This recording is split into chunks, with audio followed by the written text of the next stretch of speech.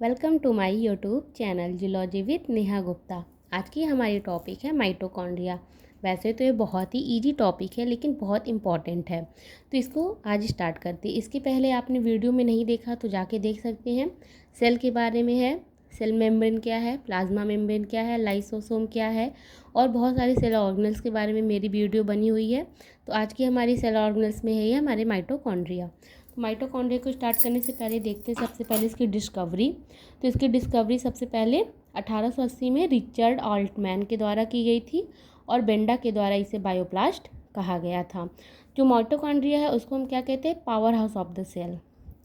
Power house of the cell इसलिए कहते हैं क्योंकि ये क्या होता है, किसी भी सेल में ऊर्जा का निर्माण ये करते हैं। तो इसको हम सिंपल से क्या कह सकते हैं, power house of the cell.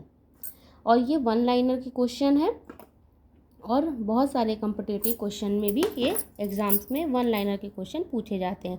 ये क्या होती है, डबल बाउंडेड मेम्ब्रेन। ठीक है, डबल बाउंडेड मेम्ब्रेन ऑर्गेनेल है और क्या है, सेल्फ रिप्लिकेटिंग ऑर्गेनेल्स है, यूकैरियोटिक ऑर्गेनेल ही है। तो इसे हम कई सारे नामों से कह सकते हैं। यूकैरियोटिक ऑर्गेनेल सिर्फ यूकैरियोटिक में ही पाया जाता है, प्रोकैरियोटिक सेल में नहीं पाए जाते। सेल्फ रिप्लिकेटिंग ऑर्गेनेल्स है और इसे हम क्या कहेंगे कि ये डबल मेम्ब्रेन बाउंडेड है, डबल मेम्ब्रेन लेयर ऑर्गेनेल्स है, ये भी कह सकते हैं। इसकी जो साइज़ होती है वो 1 माइक्रोमीटर तक होती है। ये इसमें जो आप इसका साइज़ देख लिए, अब इसका स्ट्रक्चर देखते हैं। स्ट्रक्चर क्या है कि माइटोकॉन्ड्रिया बहुत ही सिंपल स्ट्रक्चर है, लेकिन दो झिल्लियाँ हैं क्योंकि इसे बताया गया है कि डबल बाउंडेड है, डबल लेयर बाउंडेड है। तो माइटोकॉन्ड्रिया की दोनों झिल्लियों के बीच में जो स्थान होता है उसे इनर मेम्ब्रेन स्पेस कहते हैं। तो सबसे पहले इसका स्पेस आप देख रहे हैं, ये आउटर लेयर है या आउटर मेम्ब्रेन कह सकते हैं। आउटर मेम्ब्रेन क्या होता है इसका माइटोकॉन्ड्रिया का, ये मोर परमिएबल होता है। मोर परमिएबल मतलब आप समझ सकते हैं कि इसके कोई भी चीज़ जो होते हैं बहुत आसानी से आर पार जा सकते हैं। अब इनर मेम्ब्रेन जो होती है वो इनर मेम्ब्रेन फोल्डेड फॉर्म में होती है। फोल्डेड फॉर्म में होके ही ये क्या बना रही है, हमारी सिस्टर्नी या जिसे हम क्रिस्टी भी कहते हैं। तो ये सिस्टर्नी बना ली, लेकिन आउटर लेयर और इनर लेयर के बीच में जो स्पेस होता है उसे इनर मेम्ब्रेन स्पेस कहते हैं। इनर मेम्ब्रेन स्पेस में क्या होते हैं, हाइड्रोजन आयन की जो कंसंट्रेशन होती है वो बहुत ज़्यादा होती है। आउटर मेम्ब्रेन आपको समझ में आया कि आउटर मेम्ब्रेन क्या है, इसमें क्या होती है, ये मोर परमिएबल होते हैं। ठीक है, ये मोर परमिएबल होते हैं और इसके बीच में जो इनर लेयर होती है, इसकी इनर मेम्ब्रेन क्या होती है, लेस परमिएबल होती है। जो इसकी इनर मेम्ब्रेन है वो लेस परमिएबल होती है। और आउटर और इनर के बीच में जो फॉर्म होते हैं उसे हम क्या बोलते हैं, इनर मेम्ब्रेन स्पेस, या जिस स्पेस को हम क्या कहेंगे, इनर मेम्ब्रेन स्पेस।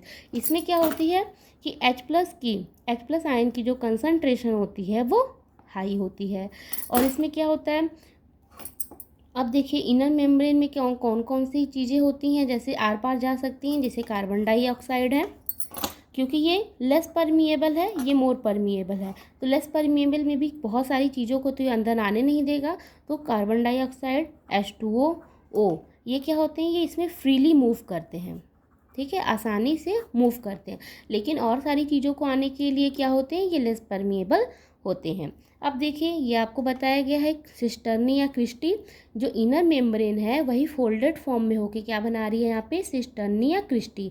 ये क्या करती है, प्रोवाइड सरफेस एरिया, ज़्यादा से ज़्यादा सरफेस एरिया ये प्रोवाइड करती है माइटोकॉन्ड्रिया को। अब देखिए इसी सिस्टर्नी पे क्या होते हैं, नॉब लाइक स्ट्रक्चर होते हैं, जो इस स्ट्रक्चर में तो नहीं दिख रहे हैं। इसी सिस्टर्नी पे नॉब लाइक स्ट्रक्चर होते हैं जिसे हम F1 पार्टिकल्स भी कहते हैं। अब देखिए इतनी सारी चीज़ें आप समझ लिए कि आउटर मेम्ब्रेन क्या है, इनर मेम्ब्रेन क्या है, आउटर और इनर मेम्ब्रेन के बीच में क्या है, इनर मेम्ब्रेन स्पेस है, और इनर मेम्ब्रेन ही फोल्डेड फॉर्म होके क्या बना रही है, हमारी सिस्टर्नी बना रही है। अब आते हैं मैट्रिक्स की बात करते हैं। अब देखिए मैट्रिक्स में क्या क्या है, इसमें बहुत सारी चीज़ होती है मैट्रिक्स में। जैसे क्या होता है, राइबोसोम,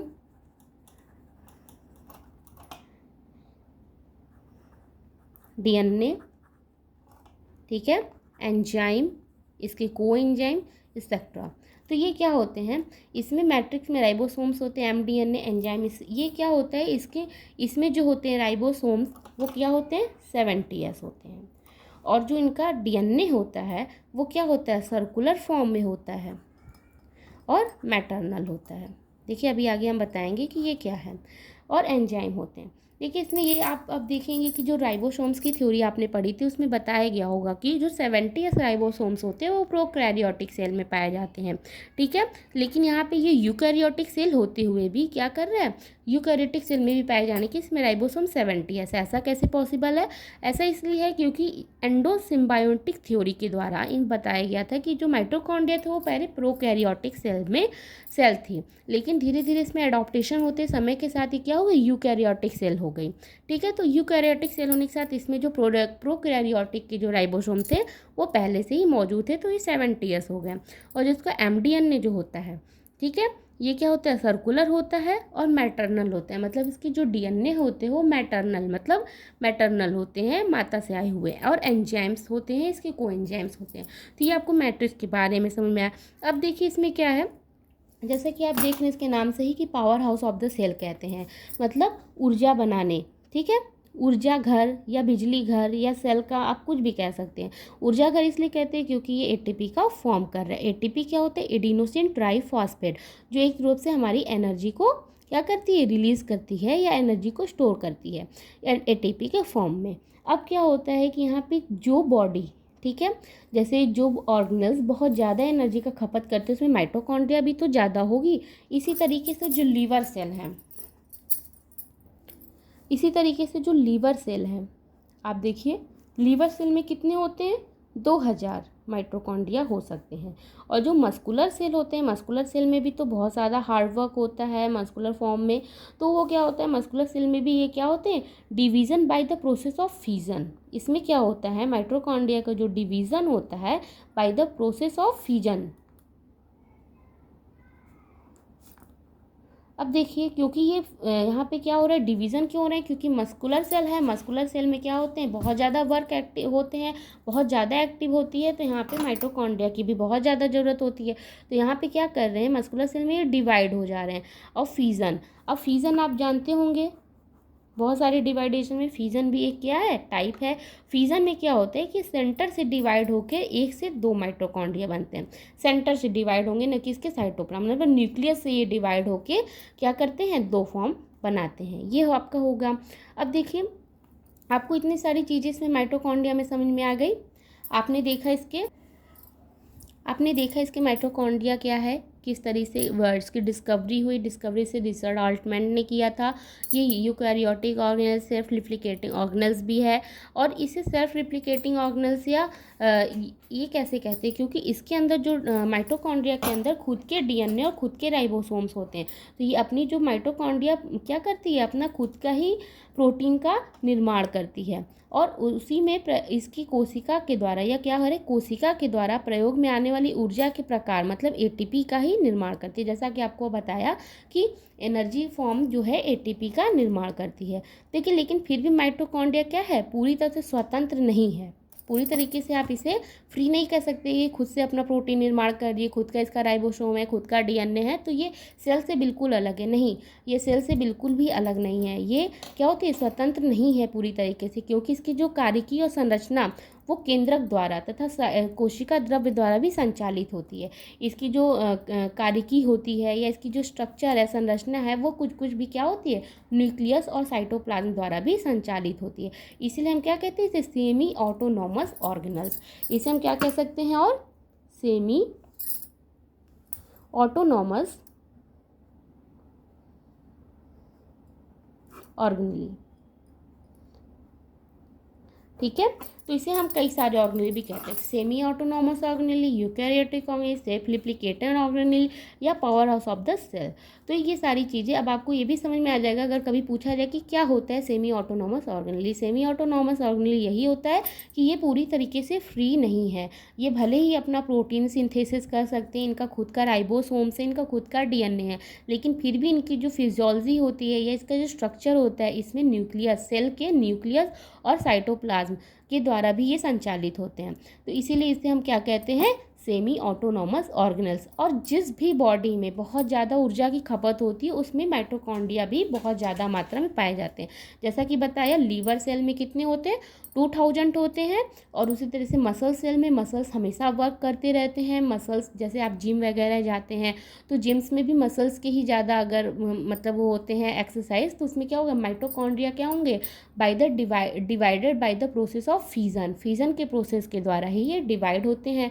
और फिजन आपको पता है क्या होता है, सेंटर से डिवाइडेशन होना। कभी भी साइटोप्लाज्म से डिवाइड नहीं होगा, सेंटर से डिवाइड होगा और 1 से 2 माइटोकॉन्ड्रिया का फॉर्म करेगा। तो इतना सारी चीज़ें समझ में। अब हम इसके आउटर मेम्ब्रेन, इनर मेम्ब्रेन और इसके सिस्टर्नी को हम डिटेल में पढ़ते हैं। आइए स्टार्ट करते हैं। Mitochondria has 2 membrane. आपको पता है 2 मेम्ब्रेन, सबसे पहले क्या है, आउटर मेम्ब्रेन। अब देखिए आउटर मेम्ब्रेन क्या है, it is present in smooth form. ये क्या होते हैं, स्मूथ फॉर्म में प्रेजेंट होते हैं। It is present in smooth form. ठीक है। अब आते हैं inner membrane.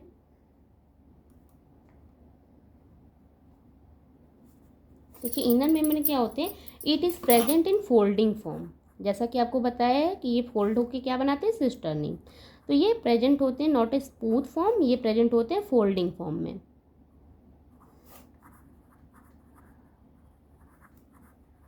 Folding form. Etch in folding of inner membrane is called cisternae. आप बोल सकते हैं कि जो एक एक फोल्ड है इनर मेम्ब्रेन का, उसे ही हम क्या कह रहे हैं, सिस्टर्नी। देखिए etch in folding of inner membrane is called cisternae. समझ में आया आपको। अब क्या होता है, सिस्टर्नी ही, जैसे आपको स्ट्रक्चर में तो नहीं दिखा, लेकिन इसमें आपको बताया जा रहा है कि सिस्टर्नी ही क्या कंटेन की रहती है, एक नॉब लाइक स्ट्रक्चर कंटेन की रहती है। उसे ही हम क्या कहते हैं, F1 particle. Cisternae contain knob like structure, they are called F1 particles। ठीक है, F1 particles। अब आपको समझ में आया कि आउटर मेम्ब्रेन स्मूथ फॉर्म में होते हैं, इनर मेम्ब्रेन फोल्डेड फॉर्म में होते हैं और सिस्टर्नी पे नॉब लाइक स्ट्रक्चर होते हैं जिसे हम कहते हैं F1 पार्टिकल। अब पढ़ते हैं व्हाट इज मैट्रिक्स। मैट्रिक्स में क्या क्या होते हैं, चलिए। Fluid filled area of mitochondria, ये क्या होता है, फ्लूइड से फिल्ड होता है। जो फ्लूइड फिल्डेड एरिया होता है माइटोकॉन्ड्रिया का, उसे ही हम क्या कहते हैं, matrix. It contain of enzyme, coenzyme, organic compound and inorganic compound. क्या क्या कंटेन किया रहता है, it contain of enzyme, coenzyme, organic compound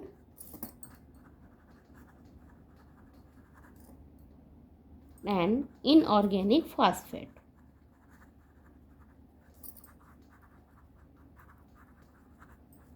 ये आपको समझ में आया कि क्या क्या ये कंटेन करते हैं। अब देखिए ये और भी चीज़ें कंटेन कहते हैं, जैसा कि आपको बताया है, इट ऑल्सो कंटेन, बता सकता है कोई, गेस कर सकता है, it's also content of ribosome. ठीक है, क्या होता है राइबोसोम, क्या होता है, इट इज़ इन्वॉल्व, राइबोसोम्स के बारे में बता रहा है कि इट इज़ इन्वॉल्व, किसमें इन्वॉल्व होते हैं, प्रोटीन सिंथेसिस में। ये किसमें इन्वॉल्व होते हैं राइबोसोम्स, प्रोटीन सिंथेसिस में। अब देखिए इसका जो डीएनए होता है, इसमें डीएनए भी होते हैं, कंटेन किए रहते हैं। तो डीएनए क्या होते हैं, सेल्फ रिप्लिकेटिंग ऑर्गेनल्स होता है। इसकी वजह से ये क्या कहलाते हैं, सेल्फ रिप्लिकेटिंग ऑर्गेनल्स। जैसा कि आपने आगे देखा है कि क्यों ये कहलाते हैं। ठीक है, इसका खुद का डीएनए होता है, इसी वजह से क्या कहलाते हैं, सेल्फ रिप्लिकेटिंग ऑर्गेनल्स कहलाते हैं। ठीक है, अब देखिए क्या होता है कि ये क्या होता है, it is a site of metabolic processes. जो भी जितनी भी प्रोसेसेस होती हैं इस माइटोकॉन्ड्रिया में, वो कहाँ होती है, सारा कुछ मैट्रिक्स में ही होता है। ठीक है, मैट्रिक्स में कौन कौन सी प्रोसेसेस होती है मेटाबॉलिक, आइए देखते हैं। ये है हमारा क्रेब्स साइकिल, एरोबिक रेस्पिरेशन,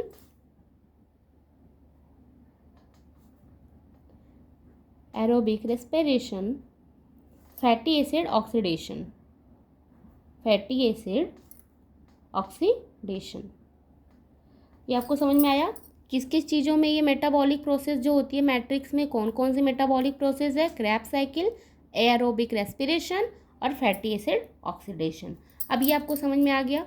तो आप इन्हें आउटर मेम्ब्रेन, इनर मेम्ब्रेन और मैट्रिक्स के बारे में सारी चीज़ें आपको डिटेलिंग में समझ में आ गई। अब आते हैं इसके फंक्शंस के बारे में बात करते हैं, क्या होते हैं इसके, क्या क्या फंक्शंस हैं। ठीक है, सबसे पहला फंक्शन इसका होता है सेलुलर रेस्पिरेशन। सेलुलर रेस्पिरेशन, देखिए सेलुलर रेस्पिरेशन में क्या होता है? एनर्जी का प्रोडक्शन होता है, एनर्जी प्रोडक्शन। जैसा बताए किस फॉर्म में? एटीपी के फॉर्म में। आपको समझ में आएगा? एडिनोसिन ट्राइफॉस्फेट, इसको हम लिख भी दे रहे हैं।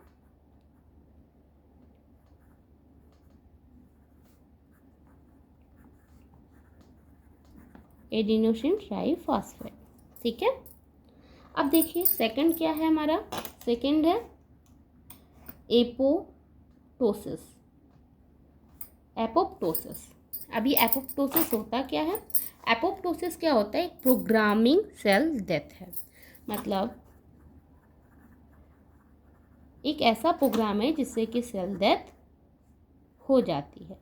तो समझ में आया? एपोप्टोसिस क्या होता है? Program cell death. इसमें क्या होता है कि साइटोक्रोम जो होते हैं वो सी प्रोटीन वो करते हैं, प्रोड्यूस करते हैं, जहाँ से एक्टिवेटेड एंजाइम हो जाते हैं और डिस्ट्रॉय हो जाती है सेल। तो ये क्या एपोप्टोसिस क्या है? Programming cell death. नेक्स्ट है स्टोर कैल्शियम। देखिए कैल्शियम का स्टोरेज में भी माइटोकॉन्ड्रिया बहुत इंपॉर्टेंट है। एक दो ही ऑर्गेनेल्स होते हैं, एक स्मूथ ईआर होता है और एक माइटोकॉन्ड्रिया होता है जिसमें कि कैल्शियम स्टोर होते हैं। तो ये दो ऑर्गेनेल्स में कि क्या होते हैं? स्टोर कैल्शियम स्टोर होते हैं, ठीक है। जैसे इसका यूज़ कहाँ कहाँ पे होता है? न्यूरोट्रांसमीटर में होता है, न्यूरोट्रांसमीटर, मसल्स कंट्रैक्शन,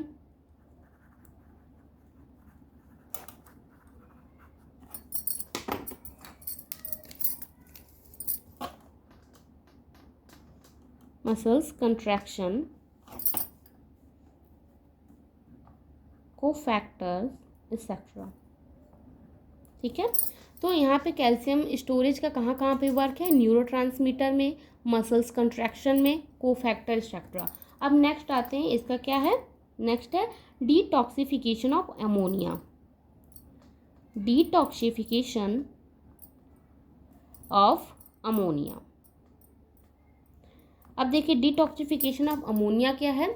अब ये क्या करते हैं? अमोनिया को डिटॉक्सिफिकेशन करते हैं by the urea cell, urea cycle, sorry, by the urea cycle. Urea cycle आपको डिटेलिंग में पढ़ेंगे तो उसमें आपको समझ में आएगा कि जो माइटोकॉन्ड्रिया का एक जो फंक्शन है वो डिटॉक्सिफिकेशन ऑफ अमोनिया भी है। तो आपको ये बिल्कुल अच्छे समझ में आएगा इसके क्या क्या फंक्शन है। सबसे पहले सेलुलर रेस्पिरेशन, जहाँ पे एडीपी का प्रोडक्शन होता है या एनर्जी का प्रोडक्शन होता है, ठीक है। और फिर एपोप्टोसिस होता है। एपोप्टोसिस क्या होता है? एक प्रोग्राम सेल डेथ है। फिर नेक्स्ट है स्टोर कैल्शियम, कैल्शियम को स्टोर करने का। दो ही ऑर्गेनेल्स होते हैं जो कैल्शियम को स्टोर करते हैं, सबसे पहले स्मूथ ईआर होता है और सेकंड है माइटोकॉन्ड्रिया। माइटोकॉन्ड्रिया जो स्टोर करते हैं कैल्शियम को, वो कहाँ कहाँ पे यूज़ होता है? न्यूरोट्रांसमीटर में होता है, मसल्स कंट्रैक्शन में होता है और कोफैक्टर एक्सेट्रा। अब इसके जो नेक्स्ट हैं वो क्या है? Detoxification of ammonia. ये क्या करते हैं माइटोकॉन्ड्रिया? अमोनिया का डिटॉक्सिफिकेशन भी करते हैं। अमोनिया क्या होती है? बहुत ज़्यादा खतरनाक होती है। बाय द यूरिया साइकिल की वजह से ये अमोनिया को यूरिया में चेंज कर देते हैं। तो ये इनका पूरा फंक्शन हुआ। तो ये सारे माइटोकॉन्ड्रिया के फंक्शन हैं। आपने माइटोकॉन्ड्रिया के बारे में पढ़ा, क्या है? Power house of the cell है, इसकी डिस्कवरी पढ़ा, उसके स्ट्रक्चर, साइज और सारा इसका आउटर मेम्ब्रेन, इनर मेम्ब्रेन और इसके इनर मेम्ब्रेन स्पेसेस क्या होते हैं, सबके बारे में डिटेलिंग से पढ़ा और उसके फंक्शन क्या क्या हैं। तो सारा कुछ आपने माइटोकॉन्ड्रिया के बारे में पढ़ लिया। अगर आपको ये वीडियो अच्छी लगे तो लाइक करें और ज़्यादा से ज़्यादा शेयर करें। Thank you for watching my channel.